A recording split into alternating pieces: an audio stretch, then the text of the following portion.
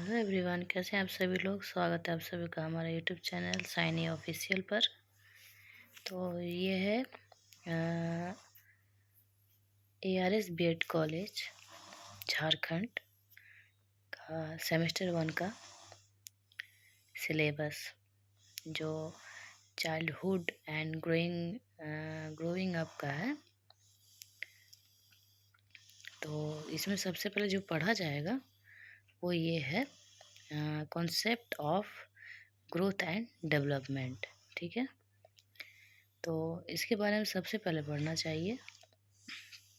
अभी हमारे कॉलेज में सभी का भी यही बताना है कि सबसे पहले अगर चाइल्डहुड एंड ग्रोइंग अप में पढ़ा जाएगा तो वो है कॉन्सेप्ट ग्रोथ एंड डेवलपमेंट का। ठीक है, तो चलिए सबसे पहले हम लोग ग्रोथ एंड डेवलपमेंट के बारे में इसका अर्थ जानते हैं, परिभाषा जानते हैं और इन दोनों में क्या अंतर है ग्रोथ एंड डेवलपमेंट में, इसको हम लोग समझते हैं। ठीक है, तो चलिए देखते हैं। देखिए यहाँ सबसे पहले क्या दिया है, वृद्धि का अर्थ हमें जानना है। ठीक है, तो वृद्धि से तात्पर्य मानव शरीर के विभिन्न अंगों के आकार, वजन, कार्य और शक्तियों में वृद्धि से है। जैसे कोई भी बालक का शरीर है, जब वो छोटा रहता है तो सबसे पहले उसमें वृद्धि होती है धीरे धीरे। कैसे? सबसे पहले उसका आकार बढ़ता है, वजन बढ़ता है, फिर उसमें कार्य करने की जो क्षमता होती है, शक्ति होती है, उसमें वृद्धि होती है। तो उसके बाद इंसान जब पैदा होता है तो उसकी कोई ना कोई लंबाई होती है, उसका कुछ ना कुछ वजन होता है। अस्पताल में या नर्सिंग होम में जन्म लेने वाले बच्चों की ऊंचाई और वजन डॉक्टर द्वारा नोट किया जाता है। जब भी कोई अस्पताल में बच्चा जन्म लेता है तो सबसे पहले डॉक्टर यही देखते हैं कि उसका वजन कितना है, उसकी लंबाई कितनी है, उसकी ऊंचाई कितनी है। इसको डॉक्टर सबसे पहले नोट करते हैं, नर्स को नोट करने के लिए कहते हैं और डॉक्टर का वो कितने बजे हुआ ये सभी नोट किया जाता है। तो सामान्य से वजन कम या अधिक है, लंबे हैं या हल्के बाल हैं, बहुत लंबे बाल हैं, ठीक है, और आदि नोट किया जाता है। जन्म के बाद शिशु की लंबाई, ठीक है, और वजन या वजन में बदलाव आना शुरू हो जाता है। मतलब जब बच्चा जन्म लेता है तो उसके कुछ दिनों के बाद आप देखेंगे कि उसमें धीरे धीरे परिवर्तन आने लगता है। जैसे कोई बच्चा ऐसा होता है कि जब वो जन्म लेता है तो पहले उसका वजन कुछ भार ज़्यादा रहता है, किसी का कम रहता है। ठीक है, तो जिसका भार ज़्यादा रहता है तो उसमें आप ये भी देखेंगे कि वो 1 सप्ताह के बाद उसमें उसके वज़न में कमी आने लगती है, घटती है, फिर जाके वो धीरे धीरे उसका वज़न में वृद्धि आती है। ठीक है, तो सरल अर्थ में हम कह सकते हैं, मतलब सिंपल लैंग्वेज में, कि वृद्धि शरीर के आकार में बदलाव को संदर्भित करती है, जो आमतौर पर गर्भधारण के 2 सप्ताह बाद शुरू होती है। तो जो वृद्धि होता है सबसे पहले गर्भावस्था से ही शुरू हो जाता है। ठीक है, 2 सप्ताह, मतलब 2 सप्ताह के बाद सबसे पहले धीरे धीरे सर बनता है, फिर धड़ और बॉडी बनता है, फिर धीरे धीरे हाथ पैर उसमें निकलते हैं, तो धीरे धीरे वृद्धि होता है। तो वृद्धि का हम कह सकते हैं कि वृद्धि जो है वो गर्भावस्था से ही शुरू हो जाती है, गर्भावस्था के 2 सप्ताह के बाद से ही शुरू हो जाती है। आकार में परिवर्तन लगभग 20 वर्ष की आयु तक रहता है। मतलब कोई भी है तो वो कोई भी बालक जब तक वो बढ़ता है तो उसमें 20 वर्ष की आयु तक वो बढ़ता है, फिर उसमें आप किसी भी चीज़ का आप वृद्धि नहीं देखेंगे। ठीक है, वो एक समय तक रुक जाता है। ऐसा थोड़ी है कि कोई 20 वर्ष तक या 25 वर्ष तक या 40 वर्ष तक उसकी लंबाई में ये हो गई या फिर इसका शरीर हो गया, शरीर का वजन या भार धीरे धीरे बढ़ता ही जाता है, ऐसा नहीं है। और अगर किसी का वजन बढ़ता है तो वो उसको वृद्धि नहीं कहें, उसको एक तरह से मोटापा कहेंगे। ठीक है, देखिए यहाँ लिखा हुआ है, इस उम्र के बाद आकार में बदलाव को वृद्धि नहीं बल्कि मोटापा कहा जाता है। ठीक है, तो हम यहाँ वृद्धि का अर्थ देख चुके हैं। अब सबसे पहले हम विकास का अर्थ देखेंगे। वृद्धि का अर्थ देखें, देखिए विकास का अर्थ देखेंगे। तो विकास का अर्थ में है कि हर वस्तु या प्राणी में कुछ न कुछ गुण विशेष रूप से होते हैं, पर आरंभ में ये छिपे रहते हैं। अवसर व आयु के अनुसार इन गुणों को बाहर दिखलाई देने का अवसर मिलता है। ठीक है, ये धीरे धीरे बाहर आते हैं तथा बढ़ने लगता है। आंतरिक गुणों का बाहरी रूप में बढ़ना ही विकास कहलाता है। जैसे कुछ हर किसी में कुछ ना कुछ आंतरिक गुण होती है, क्षमता होती है। तो जब वो धीरे धीरे जैसे जैसे वो बड़ा होता है तो उस चीज़ को करने में, किसी भी चीज़ को, उसमें विकास आता है। इस तरह विकास बालक तथा समाज दोनों में ही होते हैं। ठीक है, बालक के विकास का एक निश्चित क्रम होता है। कोई भी बालक है तो वो एक निश्चित क्रम तक ही बढ़ता है, उसका विकास भी एक निश्चित क्रम तक ही होता है। जैसे आप हम लोग आगे पढ़ेंगे कि बच्चे में मानसिक विकास कहाँ तक होता है, सामाजिक विकास कहाँ तक होता है, या शारीरिक विकास कहाँ तक होता है, इसके बारे में हम आगे और पढ़ेंगे। इस तरह विकास बालक तथा समाज दोनों में ही होते हैं। बालक के विकास का एक निश्चित क्रम होता है और सभी स्थानों पर समान रूप से होता है, किंतु समाज को विकास का कोई भी एक निश्चित व सार्वभौमिक क्रम नहीं है। यह विकास सभी स्थानों पर, सभी समाजों पर एक साथ या समान रूप से होता है। ठीक है, सामाजिक दृष्टि से विकास सामाजिक संस्थानों की वृद्धि को कहा जाता है। मतलब सामाजिक दृष्टि से विकास सामाजिक संस्थानों, मतलब समाज में जो भी संस्थानों पर जो वृद्धि होती है उसको कहा जाता है। विकास एक प्रकार से एक ऐसी आंतरिक शक्ति है जो किसी प्राणी या समाज को उन्नति की ओर ले जाता है। ठीक है, विकास मतलब विकास ये है कि जैसे भी कोई भी चीज़ हम करते हैं तो वो आगे बढ़ता है, डेवलप करता है, तो उसे विकास के तौर पर देखा जाता है। विकास उस स्थिति का नाम है जिसे प्राणी में कार्य क्षमता बढ़ती है। विकास को एक तरह से अभिवृद्धि भी कहा जाता है।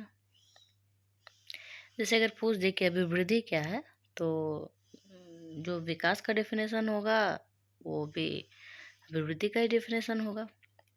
यहाँ वृद्धि की परिभाषा देखते हैं। ठीक है, जैसे फ्रैंक ने कहा है, शरीर के किसी विशेष पहलू में जो परिवर्तन होता है उसे वृद्धि कहते हैं। ठीक है, किसी विशेष पहलू में जो परिवर्तन होता है उसे वृद्धि कहते हैं। और हर्बर्ट सोरेंस ने कहा है सोरेंस ने कहा है कि शारीरिक वृद्धि को बड़ा और भारी होना बताया है, जो वृद्धि और परिवर्तनों की ओर संकेत करता है। एक मिनट, दिख नहीं रहा, रुकिए। H.B. मेरिडिथ के अनुसार जो वृद्धि और विकास का पहला प्रमाण मानव के आकार में परिवर्तनों का आना है। दूसरा प्रमाण संख्या है। 2 कोशिकाओं के मिलने से कोई कोशिकाओं वाला मानव जन्म लेता है। तीसरा प्रमाण है मानव की हड्डियों में परिवर्तन होना। चौथा प्रमाण है हृदय, आंतड़ियों और अन्य अंगों के कोनों और स्थिति में परिवर्तन का होना। पांचवा प्रमाण है सापेक्षिक आकार में परिवर्तन, अर्थात सिर टांगे की अपेक्षा छोटा होता है। ठीक है, तो सर है हमारे पैरों के जितना नहीं बढ़ता, उसका आकार छोटा ही होता है। इसको जितना बढ़ना होता है ये उतना ही बढ़ता, उससे ज़्यादा नहीं बढ़ता। हमारे सर पैर लंबे हो जाते हैं, हाथ लंबे हो जाते हैं, लेकिन सर जो है टांगों की अपेक्षा छोटा ही होता है।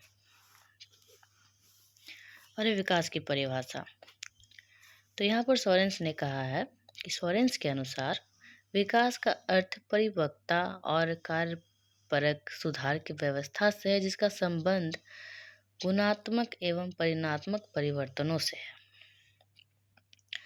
लालबर्गा बोलिए आप, या लालबर्ग बोलिए, के अनुसार विकास का अर्थ परिपक्वता से है, संबंधित परिवर्तनों से है, जो मानव के जीवन में समय के साथ घटित होते रहते हैं।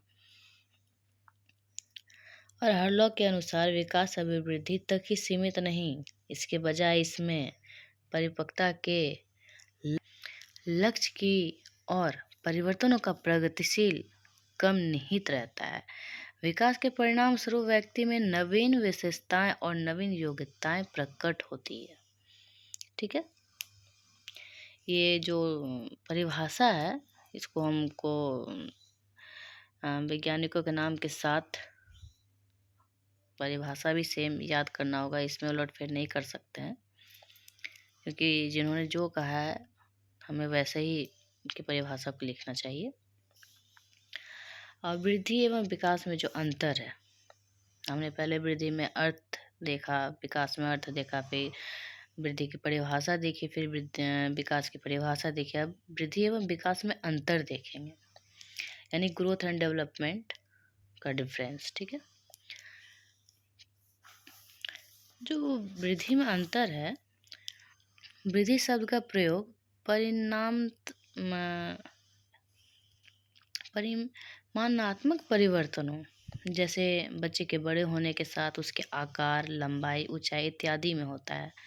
अभी हमने पढ़ा भी था। और वृद्धि विकास की एक प्रक्रिया का एक चरण होता है, इसका क्षेत्र सीमित है। ठीक है, ये ज़्यादा क्षेत्र तक मतलब ग्रोथ नहीं करता। ठीक है, विकास ज़्यादा दूर तक करता है लेकिन वृद्धि नहीं करता। वृद्धि की प्रक्रिया आजीवन नहीं चलती। मतलब कोई भी चीज़ है, अगर एक बालक बढ़ता है तो वह जब तक जिंदा रहता है तब तक वो बढ़ता नहीं रहता है। उसका एक सीमित, एक निश्चित समय होता है, समय सीमा तय होती है, और वो विकास करता रहता है जब तक वो जीवित रहता है। वृद्धि की क्रिया जीवन नहीं चलती। बालक के परिपक्व होने के साथ ही यह रुक जाती है। बालक में शारीरिक वृद्धि हो रही है, इसका अर्थ यह नहीं हो सकता कि उसमें विकास भी हो रहा है। अगर किसी बालक में शारीरिक वृद्धि हो रही है, मतलब किसी बच्चे का शरीर जल्दी से डेवलप कर रहा है, तो इसका मतलब ये नहीं कि वो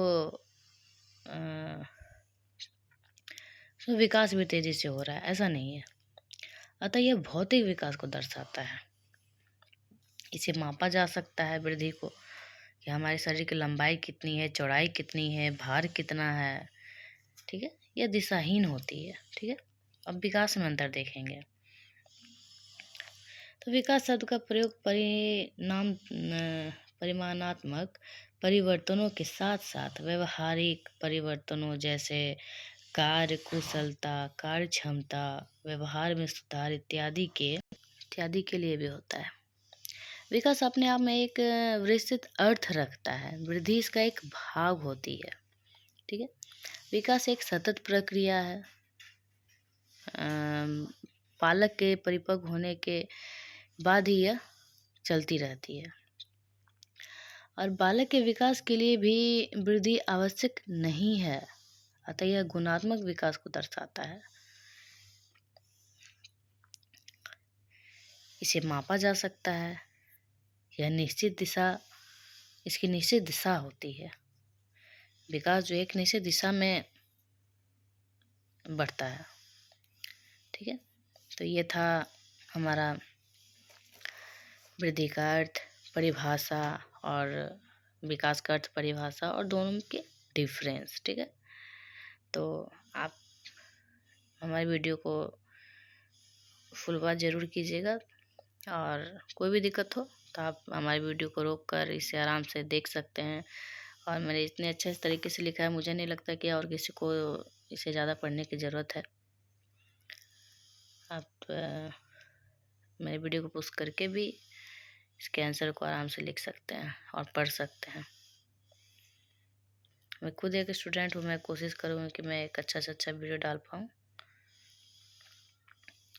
चलिए मिलते हैं नेक्स्ट वीडियो में। Thank you.